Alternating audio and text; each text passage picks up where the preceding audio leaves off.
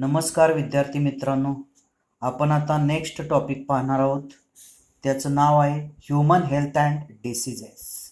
त्यामध्ये NCERTतलं त्याचं नाव आहे बायोलॉजी इन ह्यूमन वेलफेअर. नीटसाठी याच्यावर 4 क्वेश्चन असतात. त्यामध्ये म्हणजे आपलं आरोग्य आणि आपले असणारे आजार हे बघायचं आहे. त्यामध्ये हेल्थ, पहिल्यांदा हेल्थ आरोग्य त्याची असणारी definition. A state of complete physical, mental and social well-being is known as health. Health कशाला म्हणतात तर कंप्लीट पूर्णपणे संपूर्ण, फिजिकल भौतिक, मेंटल मानसिक, नंतर सोशल सामाजिक वेल बीइंग म्हणजे आपलं राहणीमान. हे जर योग्य असेल तर त्याला काय म्हणायचं हेल्थ. कंप्लीट झालेले असेल तर म्हणजे डेफिनेशन काय A state of complete physical, mental and social well-being is known as health. आता त्यामध्ये आपण नेक्स्ट पाहूया. Balanced or good health is maintained by balanced diet, personal hygiene, regular exercise, right attitude of mind, good habit, yoga etcetera. Balanced किंवा good health जर आपल्याला maintain करायचे असेल तर आपल्याला काय पाहिजे, बॅलन्स्ड डाएट पाहिजे, योग्य असा आपला रोजचा आहार पाहिजे. पर्सनल हायजीन, आपलं रोजचं जे आरोग्य आहे ते व्यवस्थित पाहिजे, त्याची काळजी घेतली पाहिजे. रेग्युलर एक्झरसाइज, रोजच्या रोज व्यायाम केला पाहिजे. राईट ॲटिट्यूड ऑफ माइंड, मानसिक जे मनाचा जो दृष्टिकोन आहे अगदी योग्य ठेवला पाहिजे. गुड हॅबिट, चांगल्या आपल्याला सवयी पाहिजेत. योगा आणि महत्त्वाचं योगा, जे आपण सर्व जगाला योगा आपण शिकवलं आणि योगा दिन म्हणून स्पेशल डे साजरा केलेला आहे तो योगा. म्हणजेच त्यामध्ये हेल्थ जर बॅलन्स्ड किंवा गुड पाहिजे असेल तर मेंटेन काय करावं लागतं, balanced diet, personal hygiene, regular exercise, right attitude of mind, good habit, yoga etcetera. Next, health can be affected by following factor such as, आपल्या आरोग्यावर वाईट परिणाम होऊ शकतो त्याचे असणारे काही फॅक्टर्स आहेत. मग त्यामध्ये बघा, फर्स्ट लाईफस्टाईल रिलेटेड प्रॉब्लेम्स, म्हणजे आपलं जे रोजचं जे राहणीमान आहे, जीवनमान आहे त्याच्याशी संबंधित असणारे प्रॉब्लेम्स, समस्या.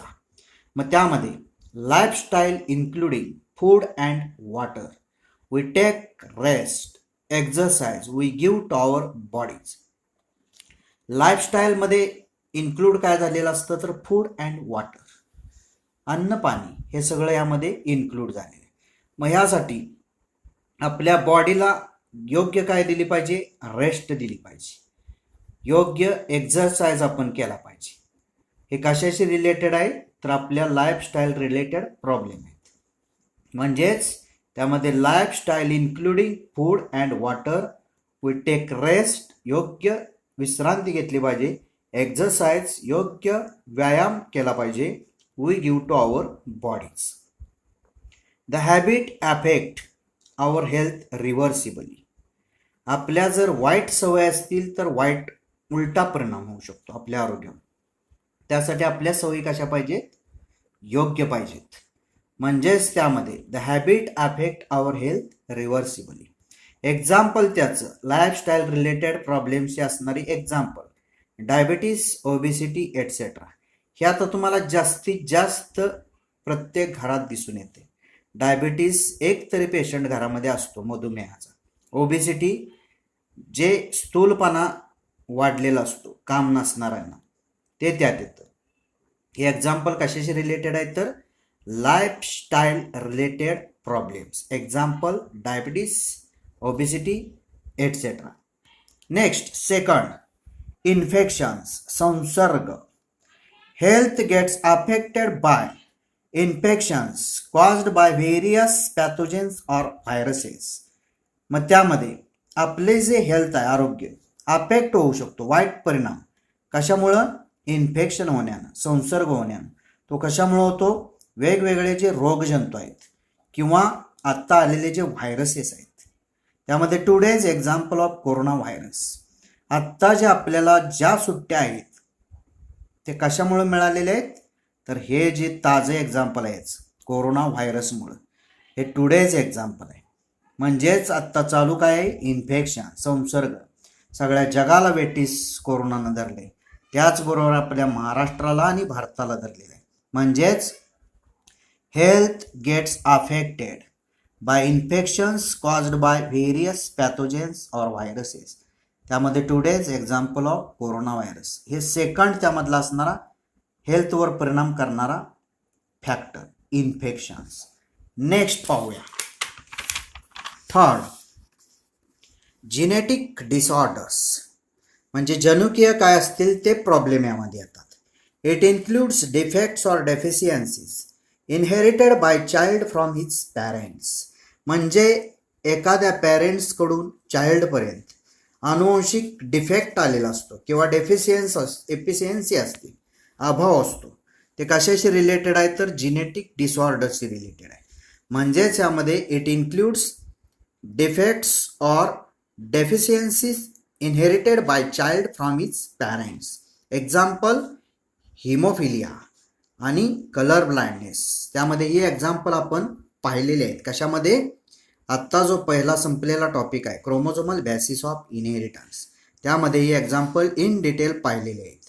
हा कशाशी रिलेटेड आहेत? तर जीन्सशी रिलेटेड असणारे हे डिसीज आहेत, हिमोफिलिया, कलर ब्लाइंडनेस. म्हणजेच थर्ड त्यामध्ये genetic disorders, it includes defects or deficiencies inherited by child from his parents. Example haemophilia, colour blindness. नंतर डिसीज, त्याची असणारी डेफिनिशन, डिसीजची डेफिनिशन. मग बघा, डिसीज म्हणजे रोग किंवा आजार. मग त्यामध्ये डेफिनिशन पाहूया. Any deviation means irregularity from normal state of health is called as disease. आपलं जे रोजचं जे राहणीमान आहे किंवा रोजचं जे काय आरोग्य आहे त्याच्यावर किंवा त्याच्यामध्ये इरेग्युलॅरिटी ज्यावेळी येते त्यावेळी त्याला काय म्हणतात? डिसीज. म्हणजे आपलं जे रोजचं जे राहणीमान आहे, रोजचं जे आपलं चांगलं असणारं आरोग्य आहे त्याच्यावर किंवा त्याच्यामध्ये इरेग्युलॅरिटी निर्माण होते त्यावेळी त्याला काय म्हणतात? डिसीज. म्हणजे डेफिनिशन काय? Any deviation or irregularity from normal state of health is called as disease. Next, it can be classified into two groups such as. मग यामध्ये दोन ग्रुपमध्ये क्लासिफाईड झालेले आहेत डिसीज. त्यामध्ये first infectious or communicable diseases आणि second non infectious or non communicable diseases. त्यामध्ये आता first infectious or communicable disease. Definition काय बघा. इन्फेक्शियस किंवा कम्युनिकेबल, मराठीत काय म्हणायचं? संसर्गजन्य किंवा संपर्कजन्य आजार. Definition, diseases which are easily transmitted from one person to another person is called as infectious or communicable diseases.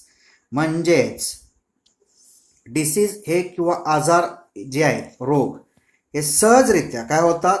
Transmit होतात एका पर्सनपासून दुसऱ्या पर्सनपर्यंत. म्हणजे एका व्यक्तीपासून दुसऱ्या व्यक्तीपर्यंत सहज जे डिसीज पसरतात किंवा त्यांचा प्रसार होतो त्याला काय म्हणतात? Infectious diseases or communicable diseases. म्हणजेच संसर्गजन्य किंवा संपर्कजन्य आजार किंवा रोग. मग त्यामध्ये एक्झाम्पल त्याची काय आहे? तर कॉमन कोल्ड, जी सामान्य सर्दी जी असते ती, आणि एड्स ही एक्झाम्पल कशाची आहेत? तर इन्फेक्शियस किंवा कम्युनिकेबल डिसीजची. मग डेफिनेशन परत एकदा काय? Diseases which are easily transmitted from one person to another person is called as infectious or communicable diseases. त्यामध्ये एक्झाम्पल आहे कॉमन कोल्ड, एखाद्याला जर घरात सर्दी झाली तर दुसऱ्याला होऊ शकते. एड्स हा डिसीज कसा आहे तर ह्यामध्ये ज्यावेळी इंटरसेक्शुअल कोर्सचे हे एक्झाम्पल आहे. इंटरसेक्शुअल कोर्स ज्यावेळी होईल आणि त्यातली एखादी जर व्यक्ती एड्स झालेली असेल तर दुसऱ्या व्यक्तीला होऊ शकतो. हे झालं पहिलं. Second, non infectious disease or non communicable disease, म्हणजेच संसर्गानं न होणारे किंवा संपर्कानं न होणारे असे आजार किंवा रोग. त्याची डेफिनेशन बघा. Diseases which are not easily transmitted from one person to another person is called as non-infectious or non-communicable diseases. म्हणजेच हे रोग किंवा आजार कसे आहेत तर इझिली सहजरित्या काय होऊ शकत नाहीत, ट्रान्समिट किंवा ट्रान्सफर होऊ शकत नाहीत एका व्यक्तीपासून दुसऱ्या व्यक्तीपर्यंत. त्यावेळी त्याला काय म्हणतात, नॉन इन्फेक्शियस किंवा नॉन कम्युनिकेबल डिसीजेस. त्याचं एक्झाम्पल आहे कॅन्सर, डायबिटीस एटसेट्रा. म्हणजे हे संसर्गानं होत नाहीत, संपर्कानं होत नाहीत असे असणारे डिसीज ह्यामध्ये येतात. कोणता? Cancer, diabetes etcetera. परत एकदा डेफिनेशन बघा. Non infectious or non communicable disease.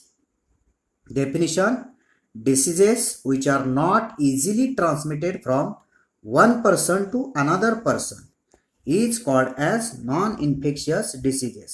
सगळ्या ज्या आतापर्यंत आपण डेफिनेशन पाहिल्या त्या सगळ्या सोप्या आहेत, एकदा वाचल्या तर व्यवस्थित लक्षात येतील. Example cancer, diabetes etcetera. आता त्याच्यावर एक महत्वाचा MCQ फक्त आपण एक्झाम्पल म्हणून पाहणार आहोत. त्यामध्ये which of the following sets of diseases is caused by bacteria. NEET 2016ला विचारलेला क्वेश्चन आहे. म्हणजे ह्यामधला असा एक सेट आहे जो बॅक्टेरियानं तो होणारा डिसीजचा सेट आहे, तो आजाराचा किंवा रोगाचा त्यातला एक सेट आहे. त्यामध्ये ऑब्जेक्टिव्ह बघा. Small A cholera and tetanus, small B typhoid and small pox, small C tetanus and mumps आणि small D herpes and influenza. मग त्यामध्ये ह्या ज्या जोड्या आहेत त्यामध्ये जुळणारी जोडी पाहिजे, कारण एखादी जोड्या यातली बॅक्टेरियानं दुसरी व्हायरसनं अशी जुळणारी जोड्या आहे, किंवा एखादी व्हायरस नाही दुसरी बॅक्टेरिया नाही. मग त्यामध्ये फक्त बॅक्टेरियानं जुळणारी जोडी पाहिजे. मग यामध्ये कॉलरा आणि टेटॅनस हे जे दोन डिसीज आहेत हे कशानं होत आहेत तर बॅक्टेरियानं होणारे डिसीज आहेत. म्हणजे याचं ऑब्जेक्टिव्ह आन्सर काय? Cholera and tetanus. धन्यवाद.